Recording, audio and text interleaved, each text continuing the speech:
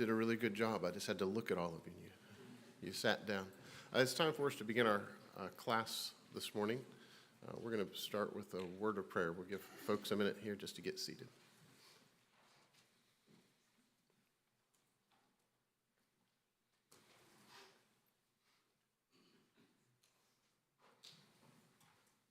Let's pray together.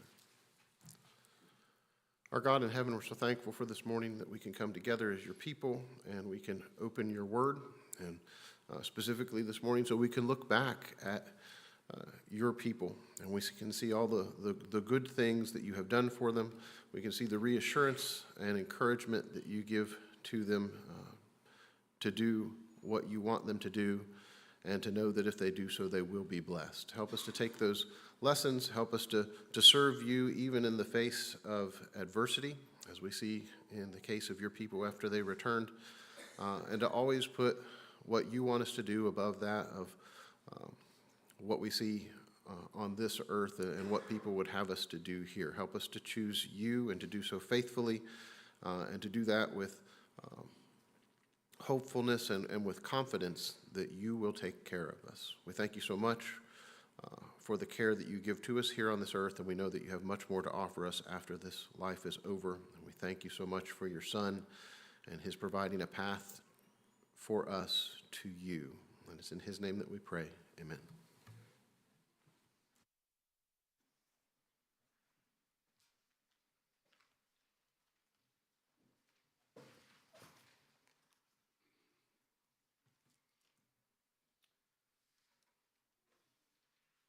Good morning to everyone. It's good to see everyone out. We do have some visitors with us. We're thankful for your presence. We are in the midst of our study on the captivity, return, and years of silence, and we're kind of in the midpoint of our study, looking at the exiles' return back to Jerusalem and the intent of rebuilding the temple, which is, as mentioned in the prayer, met opposition and then needed encouragement from the prophets of God, Haggai and Zechariah, to get back to work, and that we will see today, which is obviously very encouraging to see that happen. And so look forward to our study this morning. Remember, for those that's in the class on a regular basis, we'll be returning back to the capital of the Persians, and we'll be going into the study of Esther. And so we'll leave the exiles for a little while and go and see what's happening back with those that did not return several years later. And then, of course, we'll be back to Ezra in a couple of lessons. So if you'd like to turn to Ezra chapter 5 and also Haggai chapter 1, that's where we'll be here in just a few moments, but we're going to do a little bit of a review on the front side and a little bit on the back side, previewing where we've been and where we're about to be going. And so I'm going to go through this quickly for time's sake this morning and all, but just a remembrance of what we've looked at so far in our quarter. And so again, 605 is kind of our beginning point of the captivity, if you remember. Because of their disobedience, God gave them over to the Babylonians, and they're going to come in three phases to take different groups of people. The first group was primarily of the king's family and nobility and some of the key figures within the kingdom, and they were taken back and, of course, put under the heavy tribute and hand of Nebuchadnezzar, and we looked at those accounts. And then a few years later, because of, again, continued rebellion and turning time and again to the Egyptians, who never, ever really helped them, but they did on multiple occasions. Then a large group of Israelites is taken into captivity, 10 plus thousand. Included that group was Ezekiel there in 597. And then finally, the key date for Jewish history is 586 when the temple is destroyed. The city is completely destroyed, and all things of value are stripped away from it.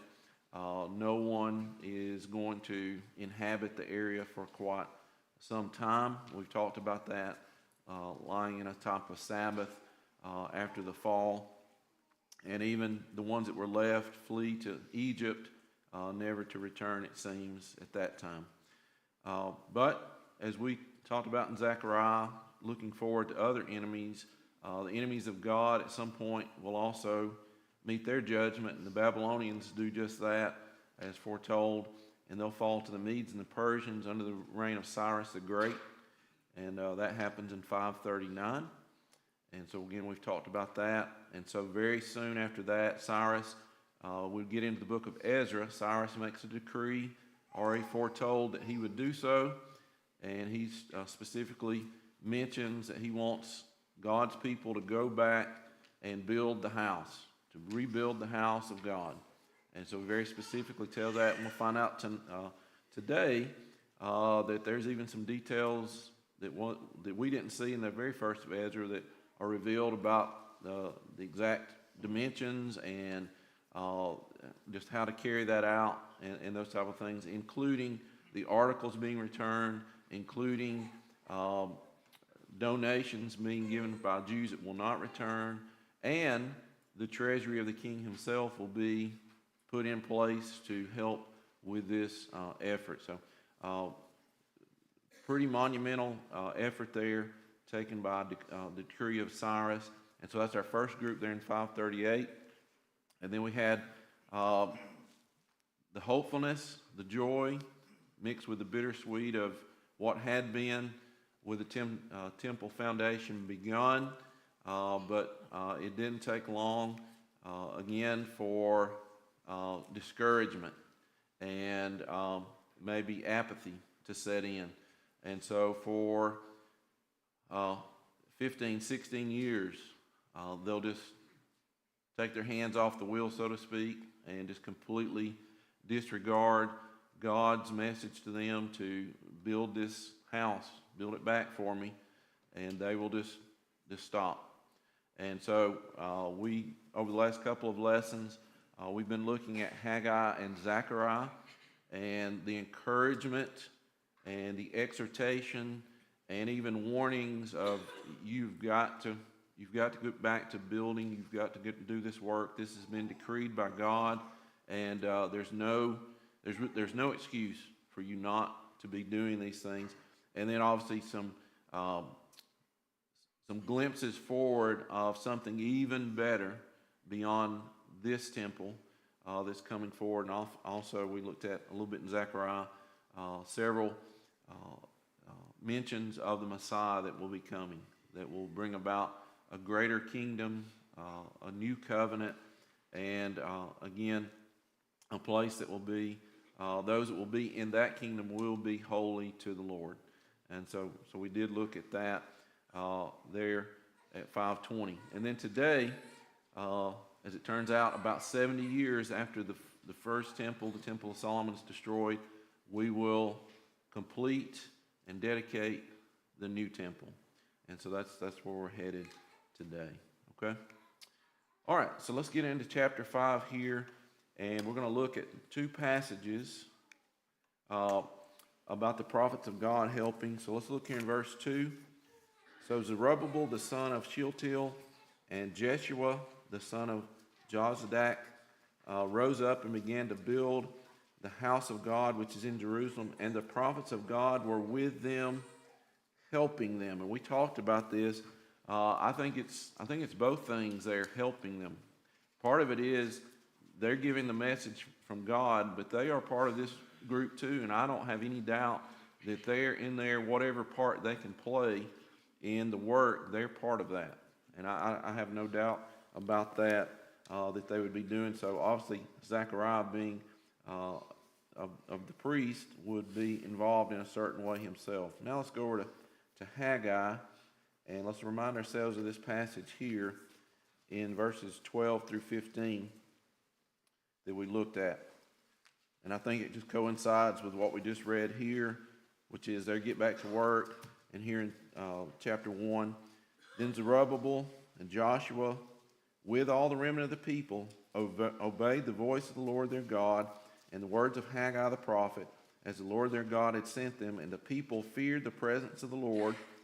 And then Haggai, the Lord's messenger, spoke the Lord's message to the people, saying, I am with you, says the Lord. So the Lord stirred up the spirit of Zerubbabel and the spirit of Joshua and the spirit of the remnant of the people. And they came and worked on the house of the Lord of hosts, their God, on the 24th day of the 6th month in the 2nd year of King Darius. And so just a reminder to us that the people obviously got the message, they understood the message, and they accepted the message. And we talked about that, that God directly told them. It wasn't something hard for them to understand. And again, kind of our short phrase, remember, he continues to say, be strong, I'm with you, do not fear any of the things that are happening externally, internally. You get back to work and do what the Lord has told you. And so obviously encouragement to see this occur. But we see a repeat from earlier in the book. And so the work is questioned. So first, who is questioning the work that has resumed these 16 years later?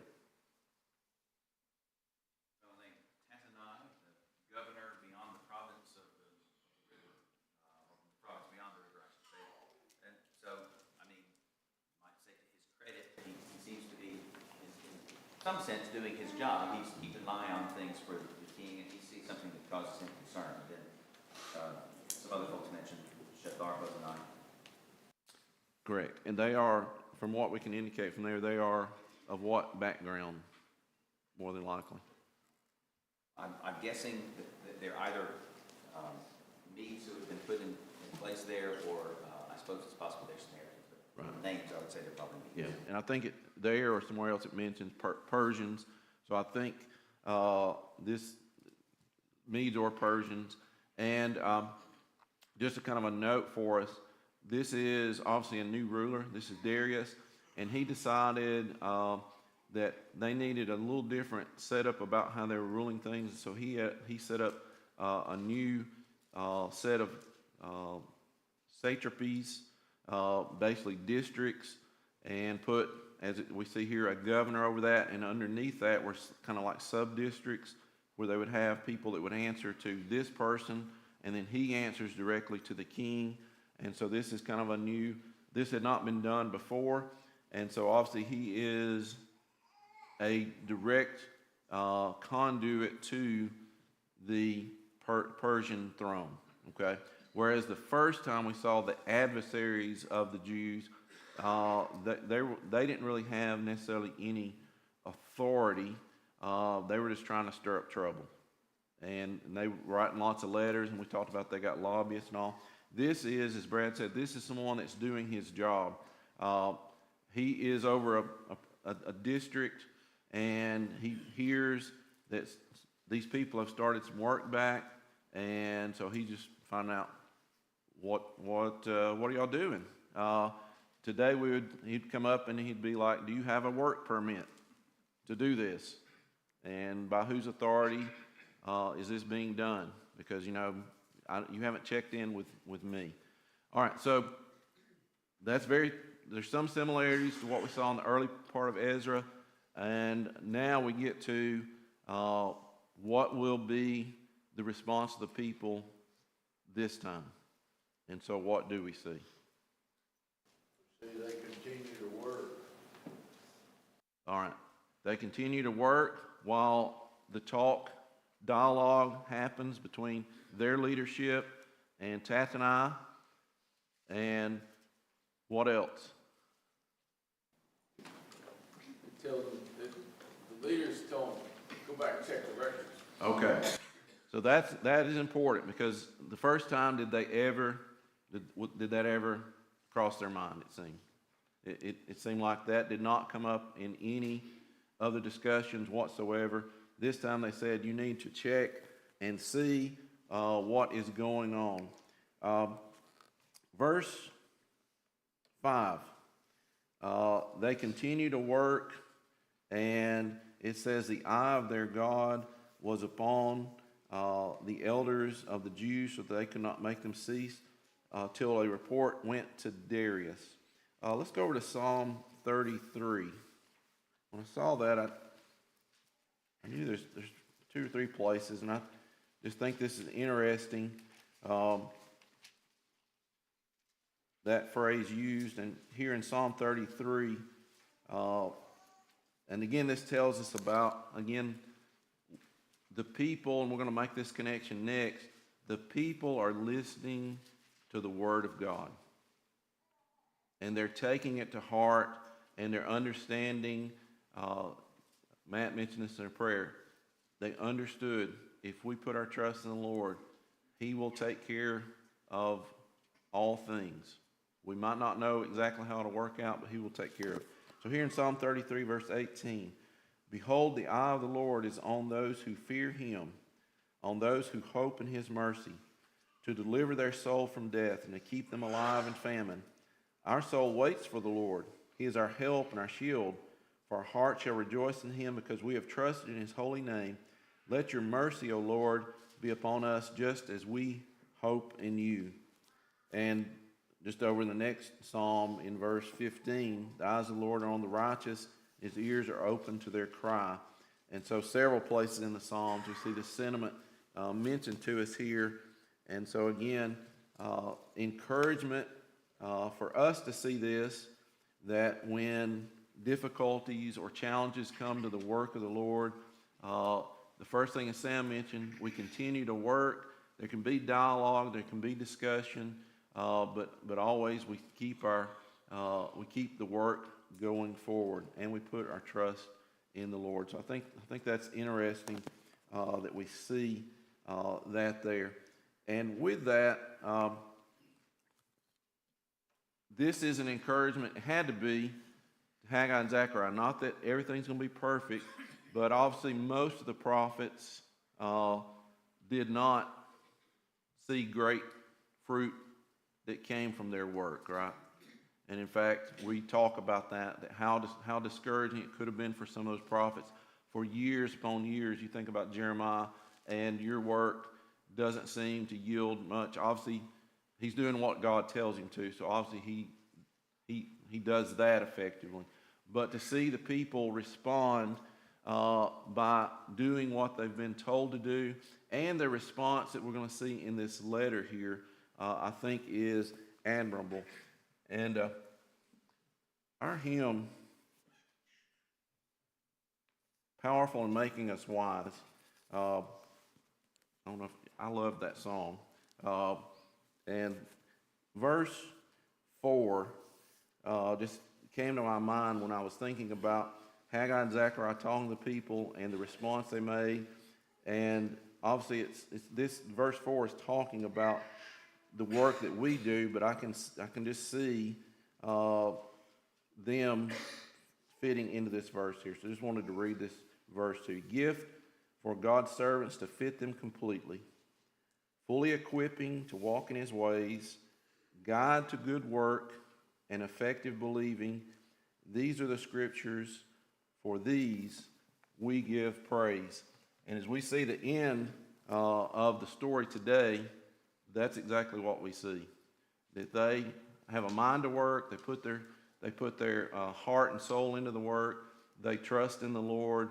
And then when they get to the end and finish, they're going to do all things according to the pattern. And they're going to try to be fully following the will of the Lord. And so some of our lessons have been discouraging from what see the people. This is one of those occasions where we see a lot of good things that we can take with us to be encouraged by.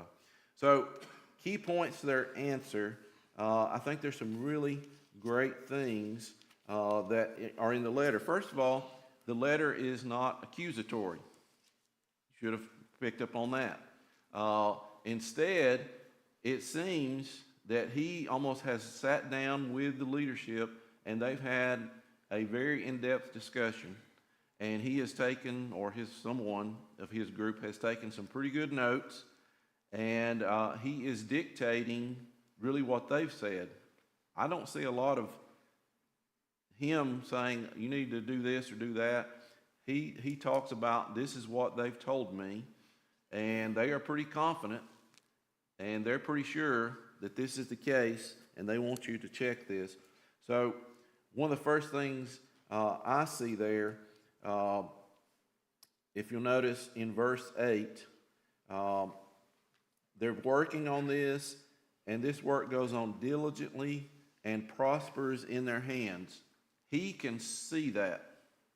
Just the time he's there, he can see that this has continued. So that's kind of the jump-off point for us. I think there's a lot of good things in this letter that are points of them taking heed to the message from the prophets. So what else maybe did you see here in the letter? Brad, did you have a point? Well, the first thing that caught my eye, before he gets to the point of documenting and communicating to the king, this was their answer when we asked him what they were doing. Mm-hmm. He volunteers this information in verse 8, let it be known to the king that we went to the province of Judea, to the temple of the great God. So there is some honor that he is giving to God, seemingly unprompted. Right. Sure. And it would, my assumption was, again, because of sitting down with these people, they have made it, they're not ashamed, they're not covering anything up, they have no problem saying, this is who we are, this is who we serve, this is what's taking place. That's a really good point. A really good point there. All right.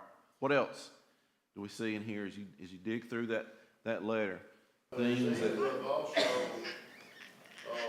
pointed out to him why they had been sent to Babylon. good, very good. But they've been decreed to come back. They've been given the articles that Nebuchadnezzar had taken from the temple to be able to restore those. And they mentioned, of course, that Cyrus issued a decree. Yes. For them to rebuild the temple. And so the governor, like you said, seems like they've had a good dialogue between the leadership and the governor. And he basically, here's what I've been told, is this factual? Yes, exactly. And if you notice, they don't cover anything up. They do admit, this is why we went where we went, and this is why we returned.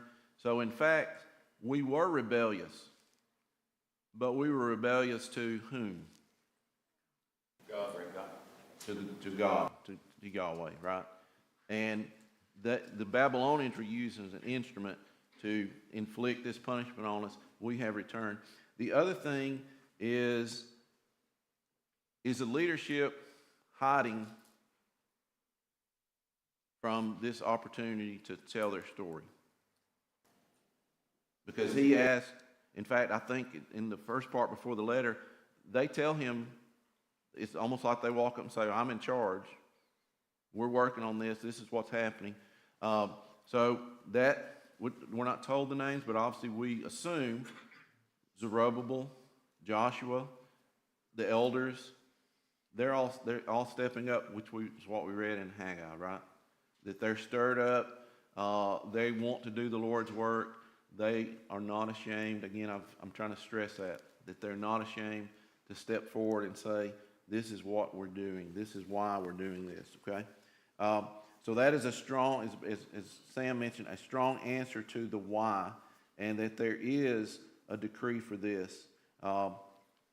And at the end, I think Sam mentioned this, but it is what they should have done before, and that is, what do they say?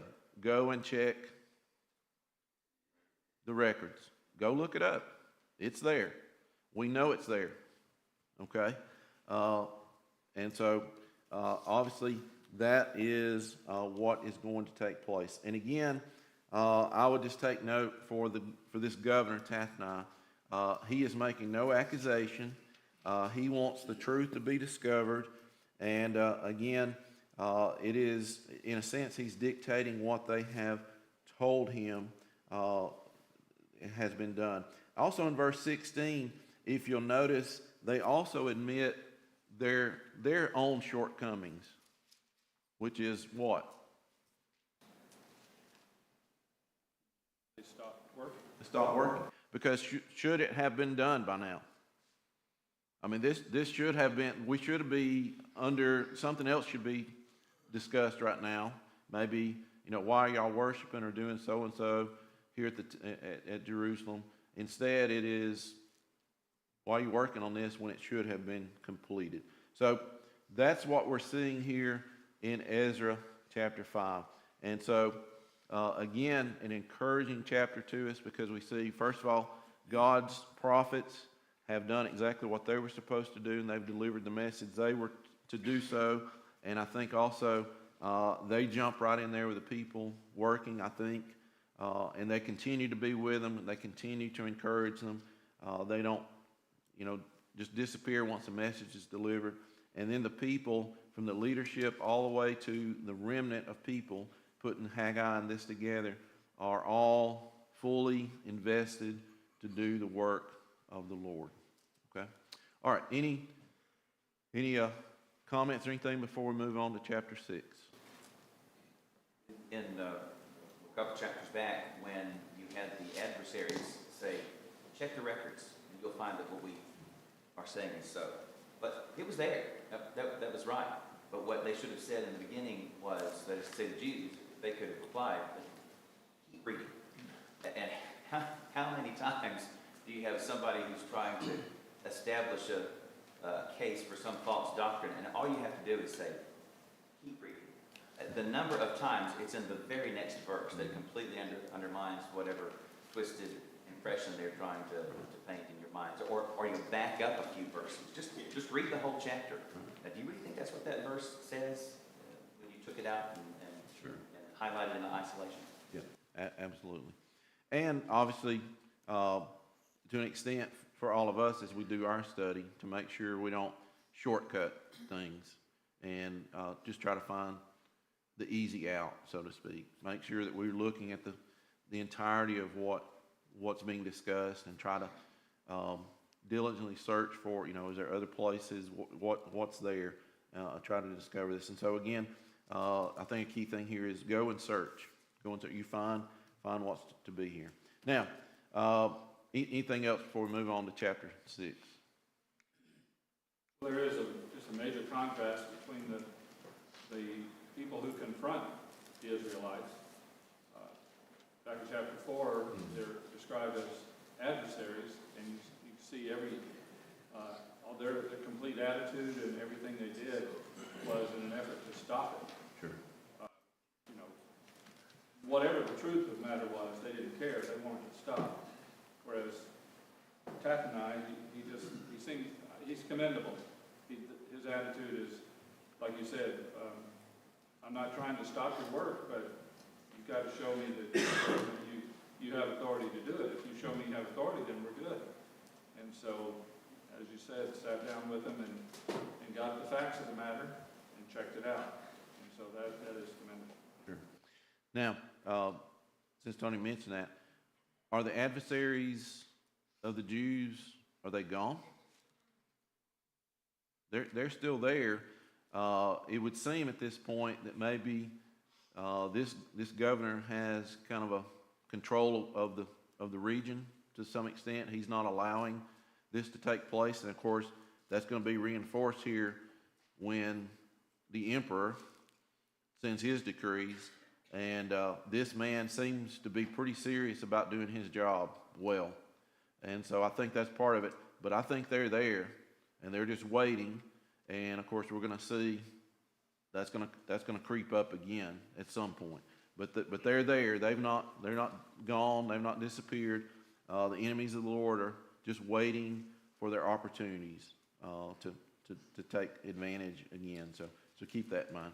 All right. So chapter 6 opens with Darius issues a decree, and a search was made in the archives. So we got several decrees here of the kings, previous King Cyrus, and Darius here is going to make 2 or 3 decrees.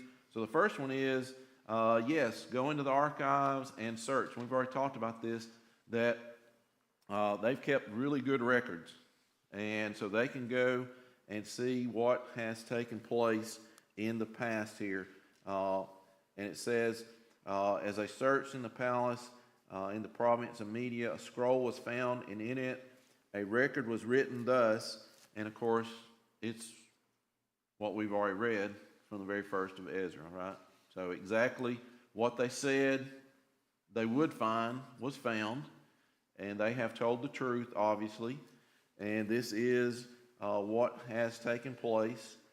And so then in verse 6, now therefore Tatnai, governor of the region, and your companions, the Persians who are beyond the river, keep yourselves far from there. Let the work of this house of God alone.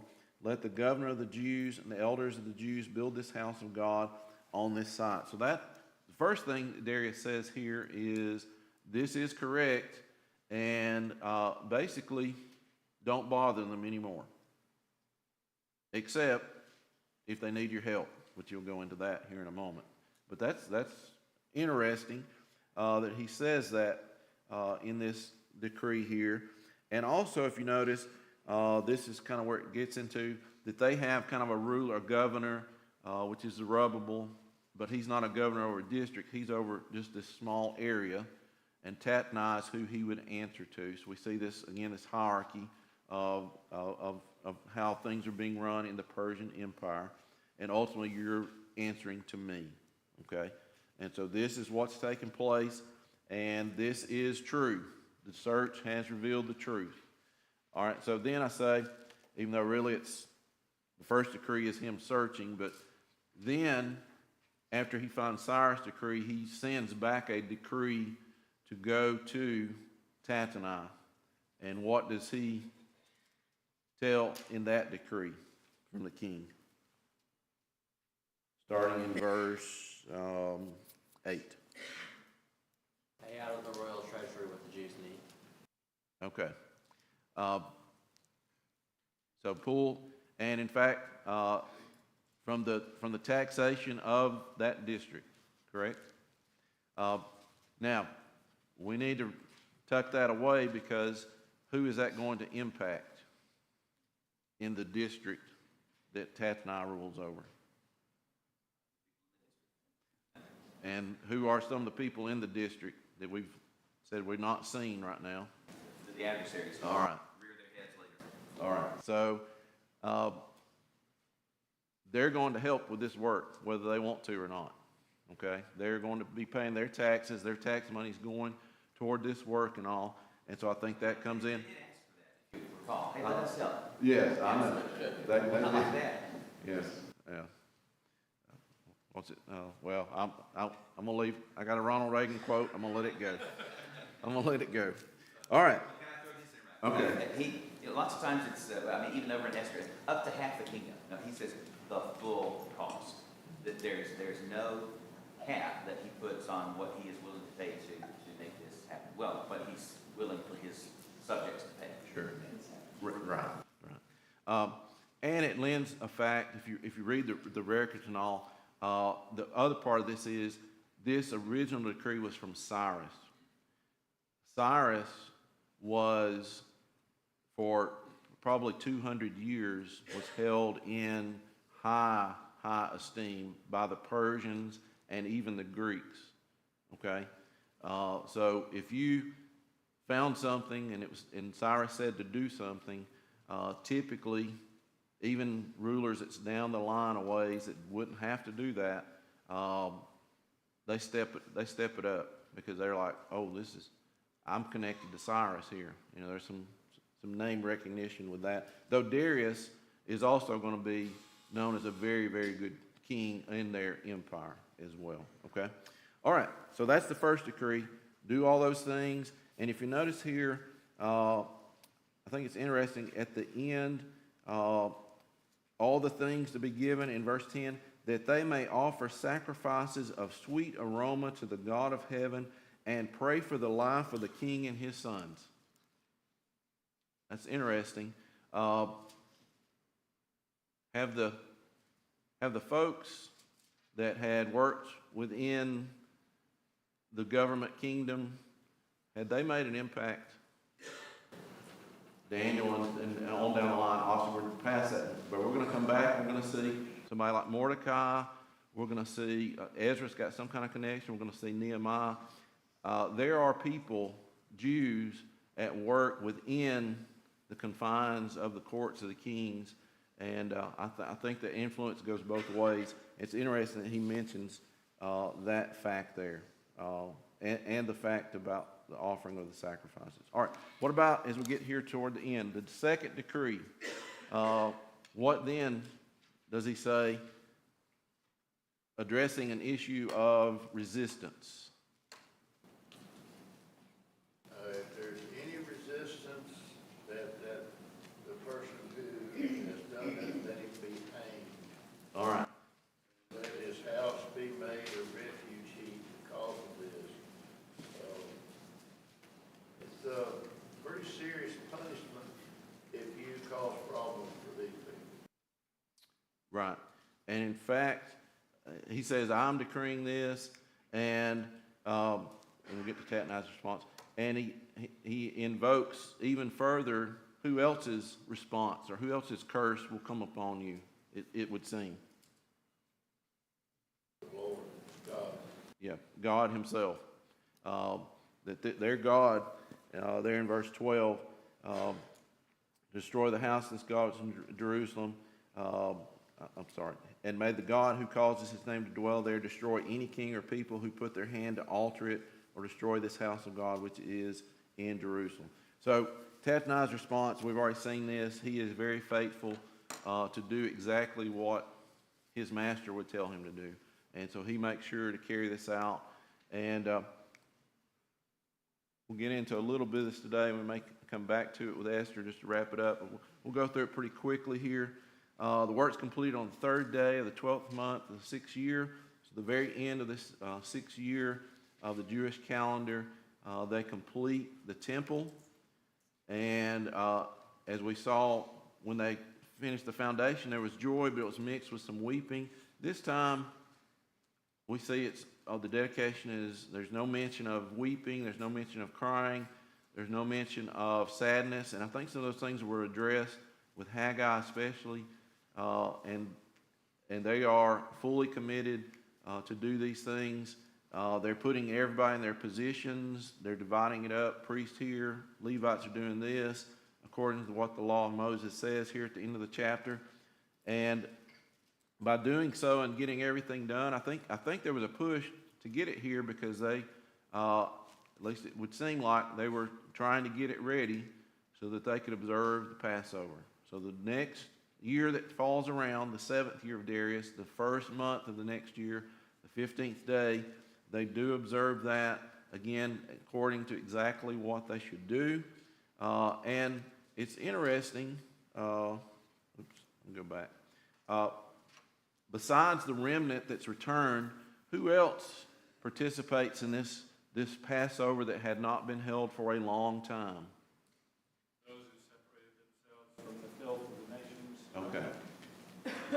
So they are making an impact in the land, and people are proselyting, I guess you would say. Now, there's probably some that are Jews that have been cast here and there. The indication would be, but then there would be others that have mixed together, and groups have come other places and have been influenced, and they are willing to come in under this covenant and observe those things. All right, before we get out of time here, we'll come back to this, but if you notice, it's during this period of time that this kingdom has spread even further, and it's gotten over here, and the reason I mention it is we're about to have a lot more to say about the interaction with the Greeks and the Persians and how that's going to come into play. And so when we come back Wednesday night, Lord willing, we'll talk about these 5 men that have our impact on our story and all. Appreciate all comments and attention today, and look forward to starting Esther Wednesday night.